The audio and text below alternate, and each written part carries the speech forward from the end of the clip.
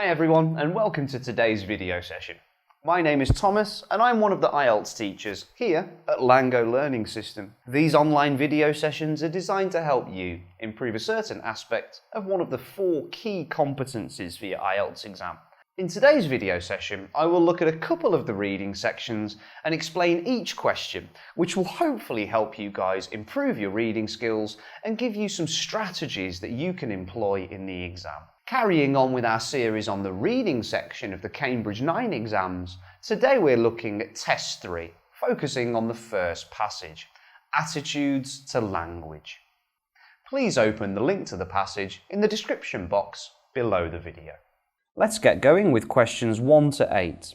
Do the following statements agree with the claims of the writer in reading passage 1? Number 1, there are understandable reasons why arguments occur about language. Our keywords here are understandable reasons, arguments, and language. The writer discusses in the first paragraph that it's not easy to be systematic and objective about language study. Popular linguistic debate regularly deteriorates into invective and polemic. Language belongs to everyone, so most people feel that they have the right to hold an opinion about it. And when opinions differ, emotions can run high. There are some feasible reasons to explain why these arguments happen about language. We can realise that the word understandable has a similar meaning to not easy to be systematic and objective about language. So our answer is yes. Question number 2. People feel more strongly about language education and then about small differences in language usage. Keywords here are more strongly, language education, and small difference. At the end of paragraph 1, the writer points out that arguments can start as easily over minor points of usage as over major policies of linguistic education. It shows us that both minor points of usage and major policies of linguistic education can raise this debate. We can see that the synonyms for language in the passage are linguistic and that small equals minor. Our answer is no. Question 3. Our assessment of a person's intelligence is affected by the way he or she uses language. Our keywords here are assessment, affected, and use of language. In paragraph 2, the writer indicates that linguistic factors influence how we judge personality, intelligence, social status, educational standards, job aptitude, and many other areas of identity and social survival.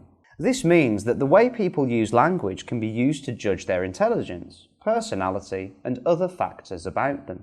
Here, our assessment of a person's intelligence means how we judge intelligence, and effect means influence. So our answer here is yes. Question number 4.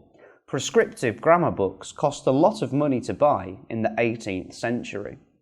Our keywords here are grammar books, cost a lot, and 18th century.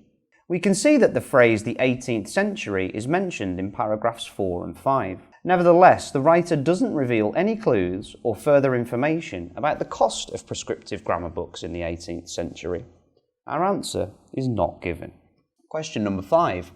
Prescriptivism still exists today.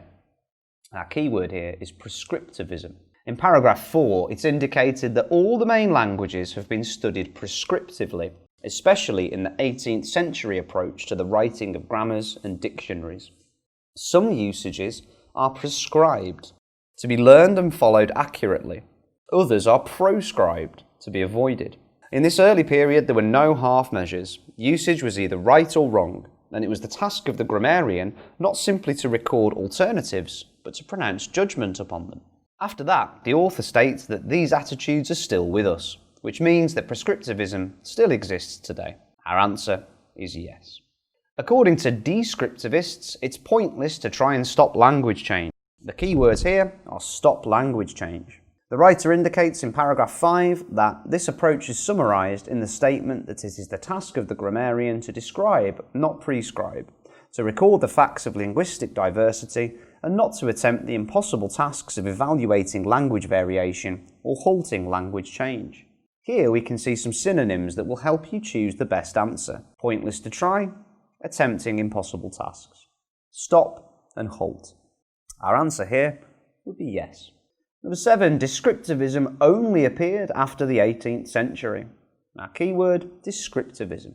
In paragraph 5, the writer argues that this approach is summarised in the statement that it is the task of the grammarian to describe, not prescribe, to record the facts of linguistic diversity, and not to attempt the impossible tasks of evaluating language variation or halting language change. In the second half of the 18th century, we already find advocates of this view, such as Joseph Priestley, whose Rudiments of English Grammar in 1761 insist that the custom of speaking is the original and only just standard of any language. Our answer here would be no. Number 8, both prescriptivists and descriptivists have been misrepresented. Our keywords here are both and misrepresented. The writer mentioned that in our own time, the opposition between descriptive and prescriptive has often become extreme, with both sides painting unreal pictures of the other. In the last paragraph, the word misrepresented means painting unreal pictures of the other, and so our answer would be yes. Questions 9 to 12. Complete the summary using the list of words A to I below. 9 to 12, the language debate. According to blank, there is only one correct form of language. Keyword, one correct form of language. In paragraph 3, the author states that prescriptivism is the view that one variety of language has an inherently higher value than others, and that this ought to be imposed on the whole of the speech community. Our answer here is H, prescriptivists. Number 10, linguists who take this approach to language place great importance on grammatical.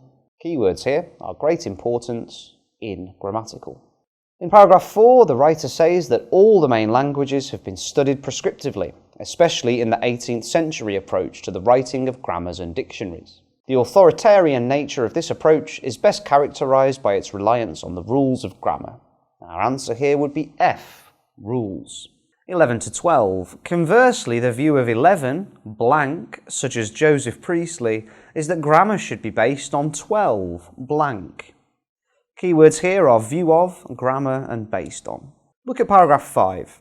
The writer indicates that, nevertheless, there is an alternative point of view that is concerned less with standards than the facts of linguistic usage. This approach is summarised in the statement that it is the task of the grammarian to describe, not prescribe, to record the facts of linguistic diversity, and not to attempt the impossible task of evaluating language variation or halting language change. In the second half of the 18th century, we already find advocates of this view, such as Priestley, whose Rudiments of English Grammar in 1761 insists that the custom of speaking is the only and just standard of any language. Conversely is nevertheless, and popular speech is the custom of speaking. Our answers are A for 11 and C for 12.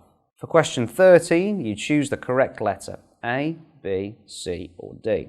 13. What is the writer's purpose in reading passage 1? In the reading passage, the writer raises some opposing points of view regarding language. The first view is that prescriptivism, which indicates that one variety of language, prescriptivism, is the view that one variety of language has an inherently higher value than others, and this ought to be imposed on the whole of the speech community. Next is descriptivism, which is summarised by the statement that it is the task of the grammarian to describe, not prescribe, to record the facts of linguistic diversity, and not to attempt the impossible tasks of evaluating language variation or halting language change. So the writer's aim in this passage is to present a historical perspective of the differing views of language.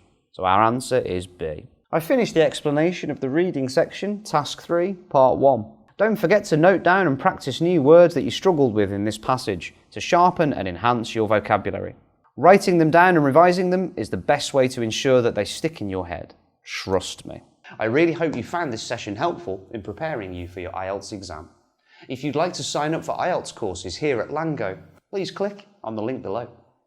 Our IELTS courses are designed to cater to your individual needs and to provide you with personalised learning pathways. Please remember to like and subscribe, and don't forget to hit that bell button to get notifications of my latest video uploads.